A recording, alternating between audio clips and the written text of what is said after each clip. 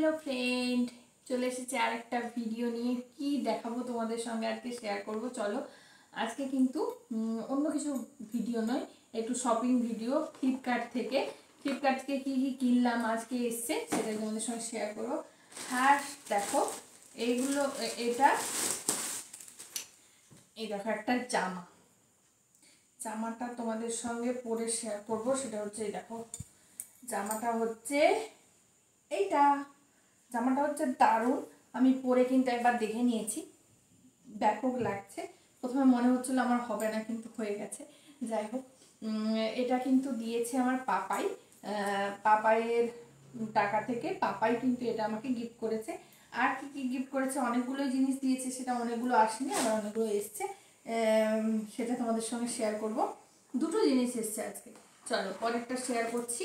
এই দেখো, এটাও কিন্তু খুলে দেখে নিয়েছিলাম। এই দেখো, এটা কিন্তু একটা হার, দেখছো কতটা দেখতে পাচ্ছ কিনা জানি না। সুন্দর সুন্দর হারের সেটটা। এই দেখো, তার সঙ্গে কিন্তু কানের দুল আর একটা টিকলি আছে। দেখো তোমাদের কেমন লাগছে বলো তো। এই দুটো কিন্তু আমার জন্মদিনের গিফট, পাপাইয়ের দেওয়া। সেটাই আজকে আর আনবক্সিং হয়ে গেছে অলরেডি, মানে তোমাদের সঙ্গেও দেখিয়ে দিয়েছি। আর দুটো ফ্লিপকার্ট থেকে জিনিস কিনেছি, সেটা হচ্ছে আমার একজন বন্ধু, দাদাভাইয়ের বন্ধু, তার জন্মদিন। তাই জন্য কি দেব সেই জন্য কেনা হয়েছে।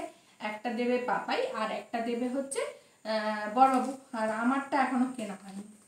যাই হোক, এই দেখো, এই পাওয়ার ব্যাংকটা কেনা হয়েছে তার জন্য।